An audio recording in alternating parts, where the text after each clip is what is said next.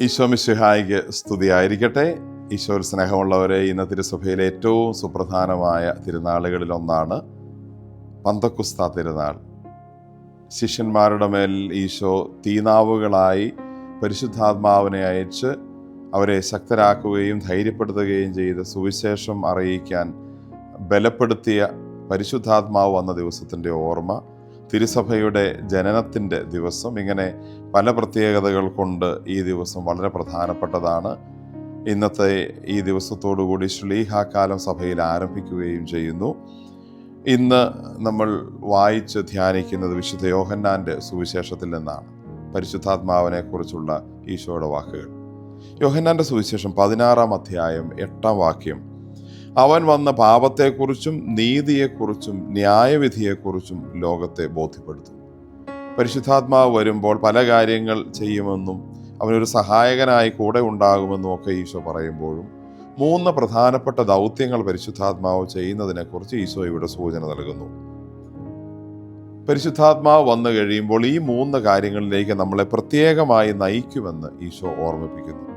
ഒന്ന്, പാപം അകറ്റി ജീവിക്കാനായി ഓർമ്മിപ്പിക്കും. അതുകൊണ്ട് പാപത്തെക്കുറിച്ച് ആത്മാവ് നിരന്തരം നമ്മളെ ഓർമ്മിപ്പിച്ചുകൊണ്ടിരിക്കും. ഓർമ്മ അതിനെക്കുറിച്ചുള്ളപ്പോഴാണ് അതിൻ്റെ ഒരുപക്ഷെ പാപത്തിൻ്റെ ഭീകരത അല്ലെങ്കിൽ അതിൻ്റെ ഗൗരവം മനസ്സിലാക്കാൻ പറ്റുന്നതും അത് അകറ്റി ജീവിക്കാൻ സാധിക്കുന്നു. അതുകൊണ്ട് പരിശുദ്ധാത്മാവ് പാപത്തെക്കുറിച്ച് ഓർമ്മിപ്പിച്ചുകൊണ്ടിരിക്കും. രണ്ടാമത്തേത് നീതിയെക്കുറിച്ചാണ്. നീതിപൂർവകമായി ഓരോരുത്തരെയും അവരർഹിക്കുന്ന രീതിയിൽ പരിഗണിക്കാൻ നമ്മളെ ഓർമ്മിപ്പിക്കുന്നത് ഉള്ളിലുള്ള പരിശുദ്ധാത്മാവിൻ്റെ സാന്നിധ്യമാണ്. ദൈവത്തെ ദൈവം അർഹിക്കുന്ന രീതിയിൽ നമ്മൾ ഓർമ്മിക്കണം. നമ്മുടെ മുതിർന്നവരെ, നമ്മുടെ കൂടെയുള്ളവരെ, അവശരെ, സമൂഹത്തിൽ പാർശ്വവൽക്കരിക്കപ്പെട്ടവരെ, ഓരോരുത്തരെയും അവരർഹിക്കുന്ന പരിഗണനയോടെ, നീതിയോടെ ഓർമ്മിക്കാൻ നമ്മുടെ ഉള്ളിൽ പ്രേരണ തരുന്നതും അതിനായി നമ്മളെ ചിന്തിപ്പിക്കുന്നതും ഉള്ളിലുള്ള പരിശുദ്ധാത്മാവിൻ്റെ പ്രവർത്തനമാണ്. മൂന്നാമത്തേത് ന്യായവിധിയെക്കുറിച്ച് ഓർമ്മിപ്പിക്കുന്നു. ന്യായവിധിക്ക് യോഗ്യരാകത്തക്ക രീതിയിൽ ഈ ഭൂമിയിൽ ഇപ്പോൾ എങ്ങനെയാണ് ജീവിക്കേണ്ടതെന്ന്, അവസാന കാലത്ത് ദൈവത്തിൻ്റെ വിധിക്ക് ഒരുങ്ങി ജീവിക്കാൻ, അതിന് അനുഗുണമാകുന്ന രീതിയിൽ ജീവിക്കാൻ പരിശുദ്ധാത്മാവ് നമ്മളെ സഹായിക്കുകയും ഓർമ്മിപ്പിക്കുകയും ചെയ്യും.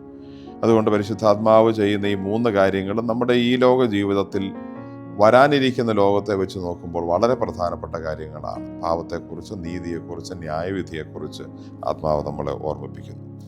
അതായത് പാപം മാറ്റി ദൈവത്തിന് ചേർന്ന രീതിയിൽ ജീവിക്കുവാനും, നീതിപൂർവം ജീവിച്ച് നല്ലൊരു സമൂഹത്തിന് ചേർന്ന രീതിയിൽ, സമൂഹത്തിന് പറ്റുന്ന രീതിയിൽ ജീവിക്കുവാനും, ന്യായവിധിയെ പ്രതീക്ഷിച്ച് സ്വന്തം ആത്മാവിനെ വിശുദ്ധമായി സൂക്ഷിക്കാനും പരിശുദ്ധാത്മാവിൻ്റെ പ്രവർത്തനം നമ്മളെ സഹായിക്കുന്നു.